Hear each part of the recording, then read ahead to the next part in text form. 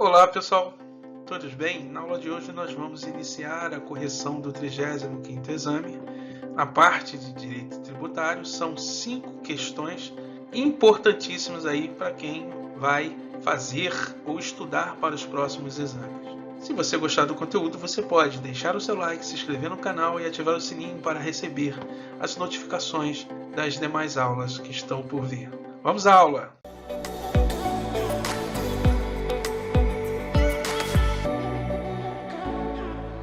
Vamos lá, pessoal. Vamos então começar a nossa correção de 5 questões de direito tributário que foram cobradas aí no 35º exame, na prova objetiva. Olha só. Marcelo, servidor do Estado X, verificando sua conta bancária, percebeu que houve a retenção a maior do imposto sobre a renda pessoa física, incidente sobre sua remuneração. Objetivando receber a quantia recolhida maior de volta, Marcelo ajuizou ação de repetição de indébito, incluindo no polo passivo o Estado X, sobre a hipótese descrita, assinale a afirmativa correta. Pois bem, pessoal, a banca aqui quis aferir o conhecimento do candidato sobre a súmula 447 do Superior Tribunal de Justiça. E é lógico, sobre o imposto de renda, aqui especificamente o imposto de renda sobre pessoas físicas. Olha só, artigo 157 da Constituição Federal. Pertencem aos estados e ao Distrito Federal o produto da arrecadação do imposto da União sobre a renda e proventos de qualquer natureza incidente na fonte sobre rendimentos pagos a qualquer título por eles, suas autarquias e pelas fundações que instituírem e mantiverem. Portanto, nesse caso aqui, o Marcelo ele é servidor do Estado X. E sobre a renda ou a remuneração percebida por Marcelo em virtude, da prestação de serviço ao Estado X, ou seja, do vínculo estatutário, que o servidor tem com o Estado X, incide imposto de renda, que é um imposto federal, tá ok? Entretanto, todavia, o artigo 157 da Constituição destinou o produto da arrecadação desse imposto para os entes pagadores, no caso aqui, estados e Distrito Federal, tá bom? Diante disso, a banca queria saber se você, dentro do direito processual tributário, saberia informar quem estaria no polo passivo dessa ação de repetição de indébito. E aí teve uma celeuma no passado, eu não vou aqui entrar no mérito, porque os advogados colocavam o Estado e a União, para eles que briguem, eu quero o que foi pago a maior de tributo para o meu cliente, e bateu-se, cabeça, criou-se um conflito que o STJ teve que resolver.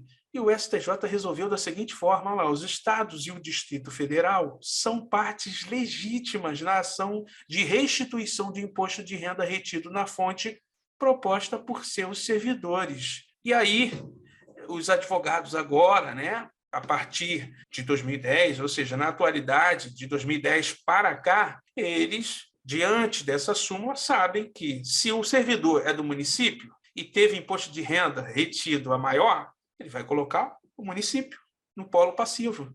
Se o servidor é do Estado, ele vai colocar o Estado. Se o servidor é do Distrito Federal, ele vai colocar o Distrito Federal no polo passivo. Tá? Diante desse conhecimento, nós já poderemos ir para as assertivas. Olha só, letra A, olha só, o imposto sobre a renda é um tributo de competência exclusiva da União e, portanto, o polo passivo deve ser integrado pela União?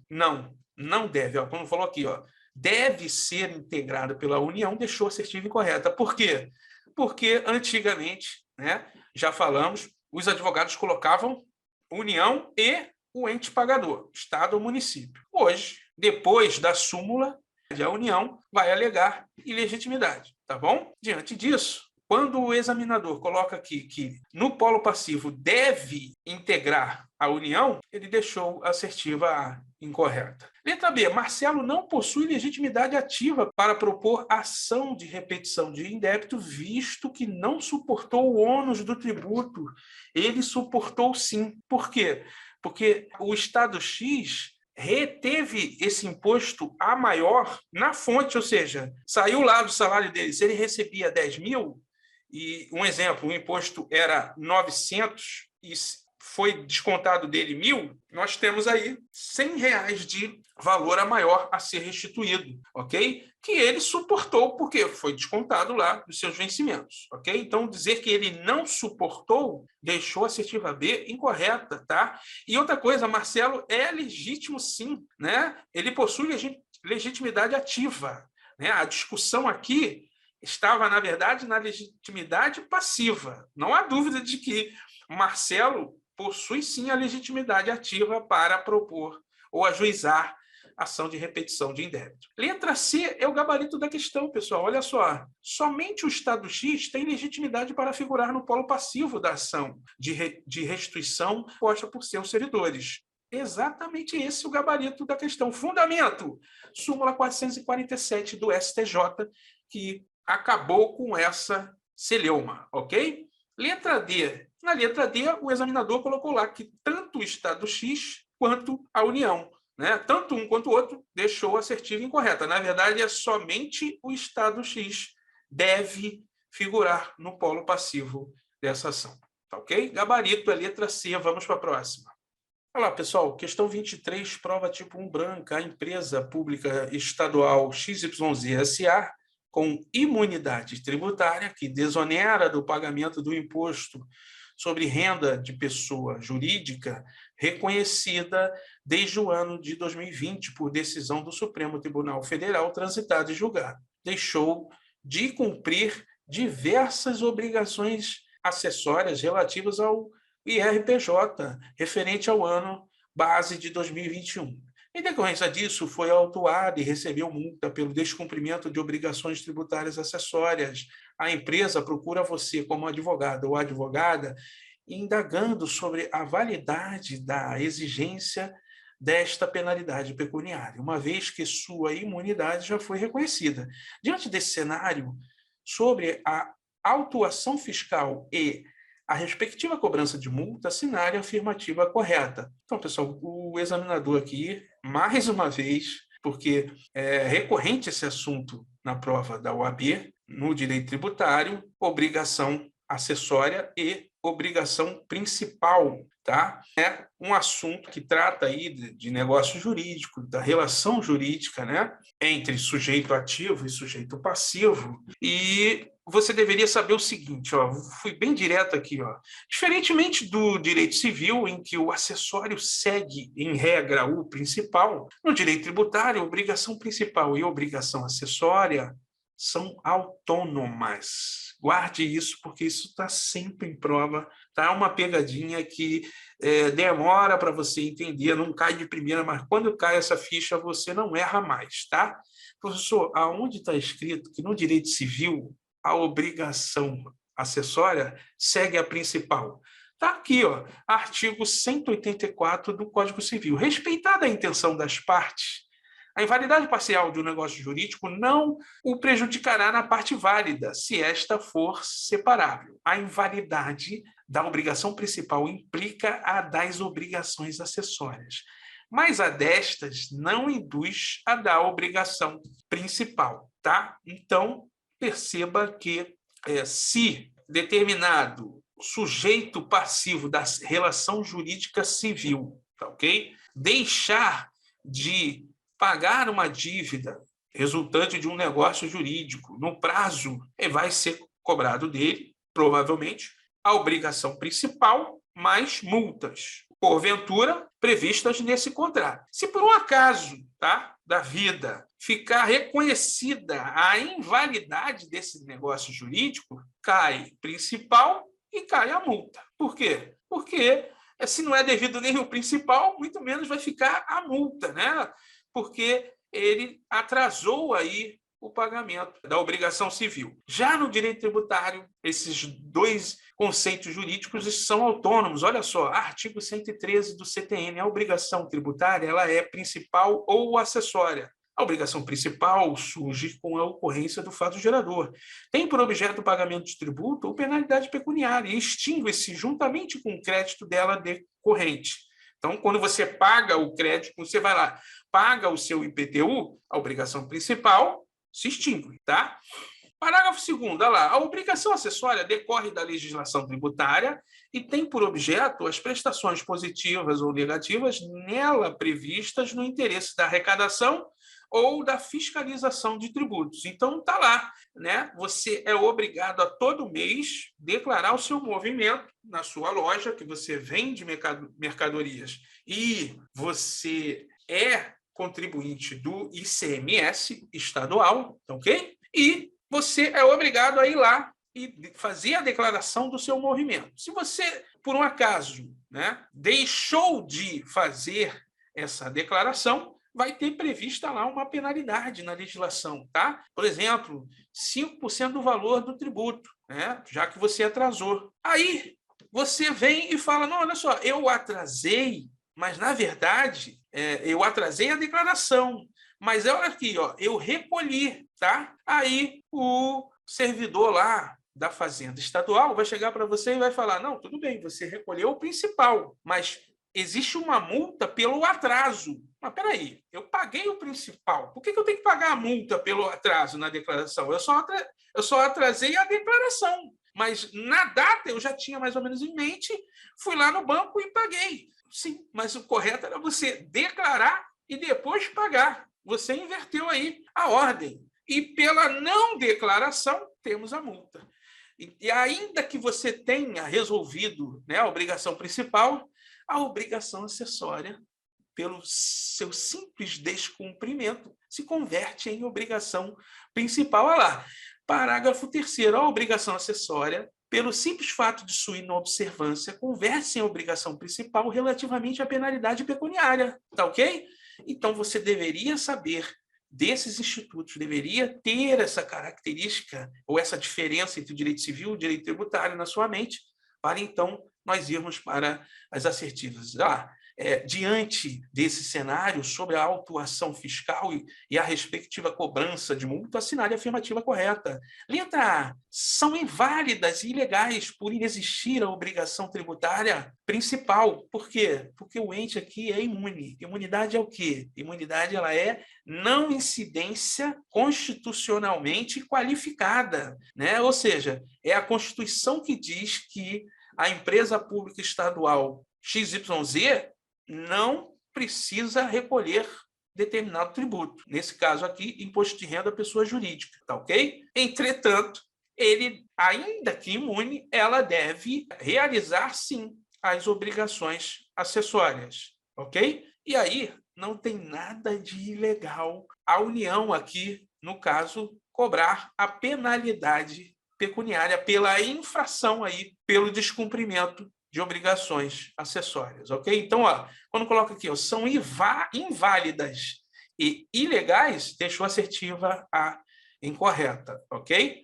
Letra B, são válidas e legais. Opa, beleza, vamos ver se o que vem depois justifica. Porque o descumprimento da obrigação acessória, mesmo por empresa imune, converte-se em obrigação principal relativamente à penalidade pecuniária. Perfeito, pessoal. Eis aí o gabarito da questão, letra B, com fundamento no artigo 113, parágrafo 3º do CTN, tá bom? Letra C, só poderiam ser exigidas caso a imunidade tributária daquela empresa não fosse reconhecida ou fosse revogada. Não, na verdade, o só poderiam deixou assertiva e incorreta, porque ainda que a imunidade fosse deferida ou fosse revogada ou não fosse deferida, de qualquer forma, a empresa, seja ela qual for, não está desobrigada de obrigações acessórias, ok? Porque no direito tributário, o acessório e o principal são institutos autônomos, ok? Letra D, são inválidas e ilegais. Nós já vimos que elas são válidas e legais tá? Aqui fala porque a imunidade tributária veda também a exigência. Então, a imunidade tributária não veda a exigência do cumprimento de obrigações acessórias, ok? Então, aqui, ó, não veda, tá bom? Gabarito é letra B, vamos para a próxima. Olha lá, pessoal, terceira questão, questão 24 da prova tipo 1 branca, a Sociedade Empresária Comércio de Roupas ABC Limitada deixou passar o prazo para a interposição dos embargos à execução em ação de execução fiscal ajuizada em agosto de 2021, relativa à cobrança de PIS e COFINS do período de janeiro a março do ano de 2010, não declarados e nem pagos, objetos de lançamento de ofício ocorridos em dezembro de 2014 e não impugnados, sabendo que a sociedade pretende apresentar uma exceção de pré-executividade, visando afastar a exigibilidade e extinguir a ação de cobrança, seu advogado, como argumento cabível para essa defesa, poderá requerer, e aí, pessoal, a banca veio com diversas assertivas, nas quais estaria aí caracterizada dilação probatória. Por exemplo, arrolamento de testemunha é uma dilação probatória, a realização de perícia também, a juntada, né, de declaração de imposto sobre a renda de pessoa jurídica e a escrituração contábil do exercício fiscal, alegada como fato gerador para comprovar que a sociedade empresarial teria tido prejuízo. Isso tudo é dilação probatória, né? E para resolver essa questão, nós teríamos aí que ter o conceito de exceção de pré-executividade, que é uma construção jurisprudencial dentro do direito processual tributário e possui fundamento no artigo 5º, inciso 34. Olha só, são a todos assegurados, independentemente do pagamento de taxas, a linha A, o direito de petição aos poderes públicos em defesa de direitos ou contra a ilegalidade ou abuso de poder. Inciso 35, a lei não excluirá da apreciação do Poder Judiciário lesão ou ameaça a direito. Isso tudo está na Constituição, tá? Nós já estamos careca de saber. E aí veio o STJ e, diante da quantidade de processos mal feitos aí pelos fiscos, né, do Brasil, muita coisa que é lançada, o direito já tendo decaído, ou cobranças, execuções que são ajuizadas, estando também o direito da fazenda prescrito, tá? E aí a súmula 393 do STJ veio resolver isso. Olha lá, a exceção de pré-executividade é admissível na execução fiscal relativamente a matérias conhecíveis de ofício que não demandem dilação probatória. Ó, sublinhei, que não demandem dilação probatória, ok? Nesse caso, pessoal, a banca queria que você chegasse à conclusão que houve prescrição, tá? Só que ela, dentro dos dados, coloca também a possibilidade de decadência, tá? E você teria que analisar. Professor, como é que eu faço isso? Né? Eu me enrolo todo na hora de fazer, eu tento, mas ainda não entrou na minha cabeça. Não, tudo bem. A única dica que eu posso te dar é que, para você ficar bom nisso, você tem que fazer vários exercícios, né? Trabalhando com prazos que uma hora a coisa entra na sua cabeça, tá ok?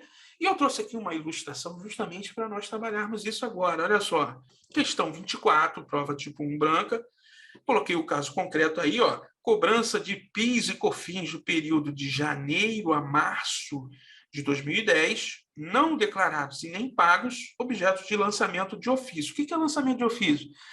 O fisco, no caso aqui a União, verificou que fatos geradores de PIS e COFINS nos meses de janeiro, fevereiro e março de 2010 não haviam sido recolhidos, ok? E verificou o movimento econômico e lançou, ou seja, fez lá o documento de exigência desse tributo e notificou, no caso aqui, a Comércio Roupas ABC Limitada, ok? E isso aconteceu em 2014. Então, olha só, vamos contar o prazo decadencial? Nós sabemos aí, ó, que ocorreu o fato gerador em janeiro, fevereiro e março de 2010. Como não houve pagamento, a decadência ela começa a contar de acordo com o artigo 173, inciso 1 do CTN. Olha lá, coloquei para vocês aí, ó. O direito de fazenda pública constituir o crédito tributário extingue-se 5 anos contados do primeiro dia do exercício seguinte àquele em que o lançamento poderia ter sido efetuado. Então, olha só, primeiro dia do exercício seguinte seria o ano, né, de 2011 todo, né? Então, nós estamos aí, ó, 11, 12, 13, 14, ou seja, até 31 de dezembro de 2015, poderia aí esse tributo ser lançado, tá ok? Sendo que o fisco lançou em 2014. Aí eu te pergunto, decaiu? Não decaiu, de acordo com o artigo 173, inciso 1 do CTN, tá bom? E aí você descartaria a decadência, tá? E aí, em 2014, o que o fisco fez? O fisco notificou aí a Comércio de Roupas ABC Limitada e disse, ó, está aqui a notificação, você deve pagar esse tributo. A empresa não pagou, tá? E aí, a partir do dia seguinte, né, da notificação, o crédito está definitivamente constituído. Então, vamos dizer que ele teria o prazo de 30 dias a partir da notificação para pagar, tá? E aí, ele foi notificado, deu os 30 dias e não pagou, tá? Então, nós temos aí que, de acordo com o artigo 174 do CTN, o prazo é de 5 anos para a Fazenda Pública cobrar o PIS e COFINS, tá? Que não foi pago, mesmo após a notificação do lançamento, feita dentro do prazo. Olha lá, artigo 174. A ação para a cobrança do crédito tributário prescreve em 5 anos, contados da data da sua constituição definitiva. Aí nós temos que ela se deu em 2014. Então, o fisco teria 15, 16, 17, 18, 19 para fazer o lançamento. Quando que o fisco fez o lançamento? De acordo aí com o enunciado da questão, 2020, agosto de 2021. Tá vendo? Então, olha só.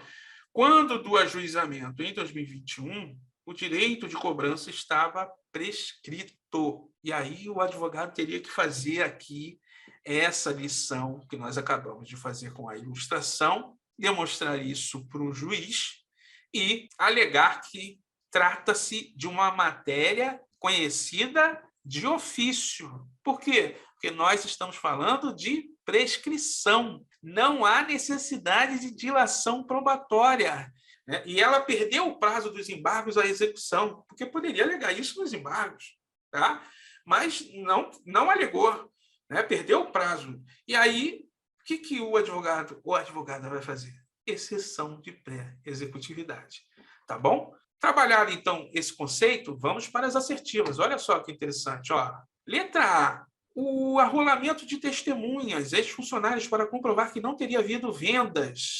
Letra B. Realização de perícia contábil. Né? Talvez a maior dilação probatória que possa ter aí no direito. Né? Dá um trabalho. Né? Enfim. Letra C. Reconhecimento da prescrição do crédito tributário, apenas pela análise dos prazos de lançamento e cobrança judicial. Perfeito, é o que nós acabamos de fazer, né? Letra C, o gabarito da questão. Trata-se de uma matéria conhecida de ofício, tá ok? Súmula 393 do STJ. E letra D, a ajuntada de declaração de imposto sobre a renda da pessoa jurídica e a escrituração contábil do exercício fiscal do período, como se o juiz fosse, né? Verificar aí os livros do contribuinte, né? Tivesse essa competência, lógico que ele não tem, porque aí nós estamos falando de contabilidade, e, logicamente que ele iria requerer uma perícia, porque ele é imparcial aí nesse conflito, tá bom? Então, ó, também não é a letra D. Gabarito é letra C, e com isso nós trabalhamos aí, ó, contagem de prazo decadencial, contagem de prazo prescricional, constituição do crédito tributário e direito processual tributário, já que estamos falando de exceção de pré-executividade, tá bom? Vamos para a próxima. Olá, pessoal. Questão 25, prova tipo 1 branca. O Estado Alfa concedeu, por lei ordinária, observadas regras orçamentárias, isenção do IPVA para automóveis exclusivamente elétricos. Olha, vou repetir, isenção do IPVA para automóveis exclusivamente elétricos, tá? Fundamentando que a tributação possui uma importante função extrafiscal, que é incentivar aí a compra de produtos ou automóveis elétricos de tal forma a diminuir a poluição do mundo, não é isso? Olha só, José é proprietário de um automóvel registrado perante o Detran no estado Alfa, movido a biogás, combustível considerado inovador e não poluente, produzido a partir de resíduos orgânicos como lixo, cana e biomassa, e refinado em biometano para abastecer carros, desejando José obter para si o mesmo benefício fiscal dos carros elétricos, ele contrata você como advogada para fins de requerimento administrativo da isenção, da mesma isenção, tá? Diante desse cenário, assinale a afirmativa correta. E aí, pessoal, a questão se resolveria com conhecimento da forma de interpretação, né, da legislação relacionada à isenção. Por quê? Porque isso já deu muita briga, né? As pessoas se sentem injustiçadas, como é o caso aqui de José. Poxa, mas o meu veículo também não polui. Por que que ele tem dinheiro, né? Comprou um carro elétrico e eu também não poluo. Tenho direito, sim, ao mesmo benefício. E procura você como advogada ou advogado. Tá ok? E aí, você teria que ir lá no artigo 111 do CTN, que diz o seguinte: interpreta-se literalmente a legislação tributária que disponha sobre, inciso 2, outorga de isenção. Então, toda vez que uma legislação, seja ela qual for, né, sobre qual tributo for, disser que, por exemplo, né, vou dar o mesmo exemplo denunciado, determinado veículo, se for elétrico, tem isenção de IPVA, né, e para justamente evitar que isso, né, seja ampliado, né, ocorra uma interpretação extensiva, né, a fim de ampliar, coloquei aí, ó, o aspecto material de isenções tributárias, o legislador veio e falou: não, não, não. Você só pode interpretar matéria relacionada à outorga de isenção tributária de forma literal. Vale só o que está escrito, tá bom? E aí, pessoal, você deveria, né, ser ético e falar para o seu cliente: ó, eu acho muito difícil você conseguir, tá? E se ele insistir, você vai peticionar e provavelmente o ente tributante, né, no caso aqui o Estado Alfa, vai fundamentar o indeferimento do requerimento administrativo com base no artigo 111, inciso 2 do CTN, tá bom? Tendo conhecido aí essa sistemática aí de interpretação da outorga de isenção tributária, nós vamos para as assertivas. Olha só, diante desse cenário, assinale a afirmativa correta. É possível a concessão do benefício fiscal por analogia? Não, não é possível, né? Senão viraria bagunça, não é isso? Letra B, é possível a concessão do benefício fiscal? Já vimos que não. Tendo em vista a função extrafiscal e o objetivo ecológico do combustível de biogás. Sim, é legal aqui, ó. Tem uma função extrafiscal? Pô, seria legal. Entretanto, essa lei ordinária, que concedeu apenas para veículos elétricos, não trata de biogás. Então, filhão, se não trata, é interpretação literal. A letra B está incorreta. Letra C, não é possível, aí o gabarito da questão, a concessão do benefício fiscal aos autorizados, literalmente a legislação que dispõe sobre a outorga de isenção. Maravilha, gabarito é letra C, tá? E a letra D diz o seguinte: não é possível a concessão de benefício fiscal aos automóveis movidos a biogás, tendo em vista ser necessário comprovar os benefícios ecológicos por meio de perícia, ainda que ele provasse, por meio de perícia, que realmente, ó, o biogás é sensacional, ele não polui. O órgão tributante, né, ou a fazenda pública estadual, nesse caso, iria falar o seguinte: não está na lei. Se não está literal na lei e trata de isenção, eu não posso fazer nada, ok? Então, ó, letra D está incorreta. Gabarito é letra C. Vamos para a próxima.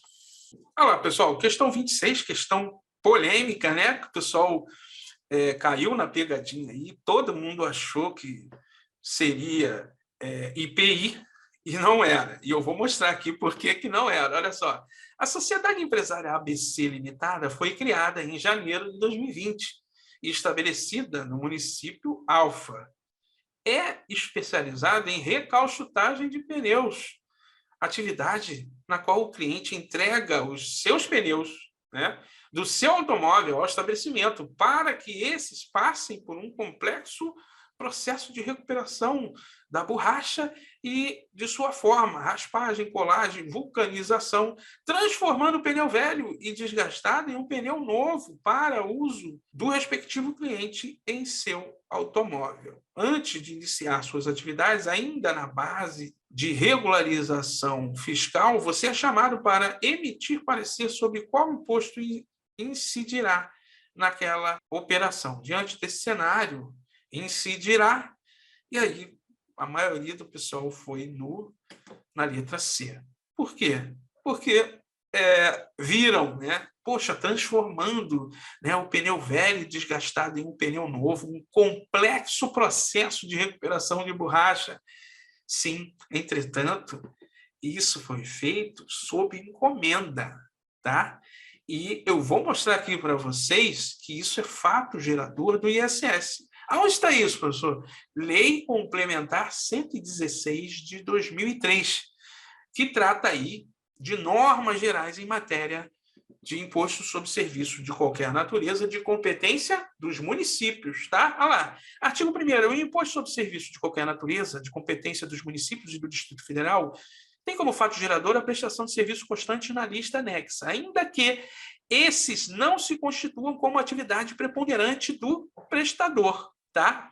E aí, se você for lá na lista anexa, tá? Tá lá no subitem 14.04, recalchutagem ou regeneração de pneus. Então, recalchutagem, o serviço prestado de recalchutagem e regeneração de pneus é fato gerador do imposto sobre serviço de competência municipal. E lá no parágrafo 2º do artigo 1º da lei diz o seguinte: ressalvadas as exceções expressas na lista anexa, os serviços nela mencionados não ficam sujeitos ao imposto sobre operações relativas à circulação de mercadorias e prestações de serviço de transporte interestadual e intermunicipal e de comunicação, o ICMS, ainda que sua prestação envolva o fornecimento de mercadorias. Me dá um exemplo. Cabeleireiro, né? Se você for no salão, você sabe que a profissional cabeleireira ou cabeleireiro, né, usam produtos caríssimos no seu cabelo, né? As futuras advogadas, né, sabem do que eu estou falando, ok? E na hora lá que você recebe a sua nota de prestação de serviço, tudo que foi incluído ali é base de cálculo do ISS. Por quê? Não há ressalva na lei, tá? Diferentemente do conserto de veículos, no qual o prestador de serviço ele separa, porque na lista diz o seguinte: todas as peças, né, incorporadas aí na prestação de serviço são fato gerador do ICMS. Por quê? São peças novas que, para o conserto, o dono adquire, né, e a concessionária coloca lá no seu veículo, ok? Visto isso, nós precisamos definir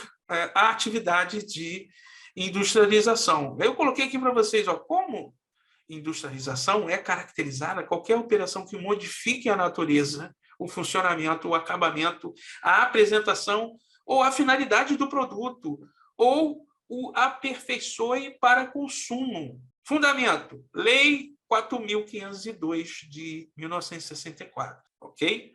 Artigo 3º, parágrafo único. E Lei 5.172, artigo 46, parágrafo único. Tá? Eu coloquei aqui para vocês o conceito da Lei 4.502 de 1964. Olha só, considera-se estabelecimento produtor todo aquele que industrializar produtos sujeitos ao imposto.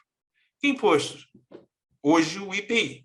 Parágrafo único. Para os efeitos deste artigo, considera-se industrialização qualquer operação de que resulte alteração da natureza, funcionamento, utilização, acabamento ou apresentação do produto. É o caso aqui, tá?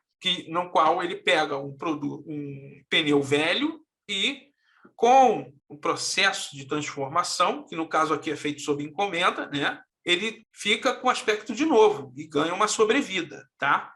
Salvo, olha só, tem um salvo, ó, o conserto de máquinas, aparelhos e objetos pertencentes a terceiros, inciso 1.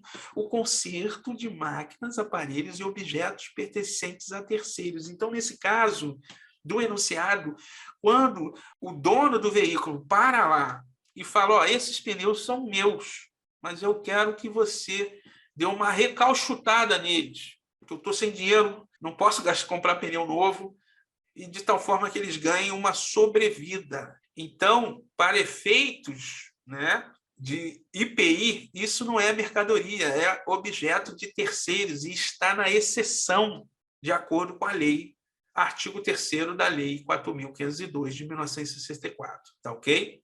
Então, vamos para as assertivas. Olha só.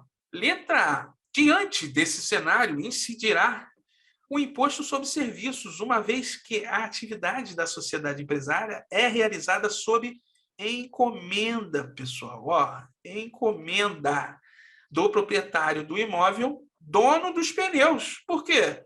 Ele é dono dos pneus, não é mercadoria. Os pneus aqui são objetos pertencentes a terceiros, de acordo com o que nós já falamos. Não é mercadoria. Então, o gabarito aqui é letra A, tá? Letra B, vamos ver por que está errado. Nesse caso, incidiria ICMS, uma vez que na operação descritos, na verdade, são considerados objetos de terceiros. Ok?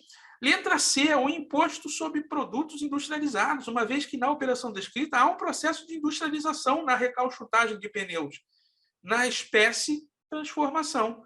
Não, tá? Não é IPI, porque, na verdade, apesar de haver um processo de industrialização, no artigo 3º, parágrafo único, inciso 1, tem uma exceção, né, que é o caso de conserto de objeto de terceiros. Tá? Se há uma exceção e o enunciado está na exceção, a letra C está incorreta, porque disse a regra, em vez de trabalhar com a exceção. Tá? Letra D, o imposto sobre circulação de mercadorias, uma vez que nessa operação os pneus são considerados mercadorias, não, são considerados objetos de terceiros, não são considerados mercadorias. Acrescido de IPI, uma vez que há um processo de industrialização. Há um processo de industrialização, entretanto, o caso do enunciado está numa exceção, tá bom? Então, não é a letra D. Gabarito é letra A. Muita gente caiu nessa pegadinha. Com isso, nós terminamos aí os comentários sobre as 5 questões de direito tributário que foram cobradas no 35º exame. Um forte abraço, bons estudos!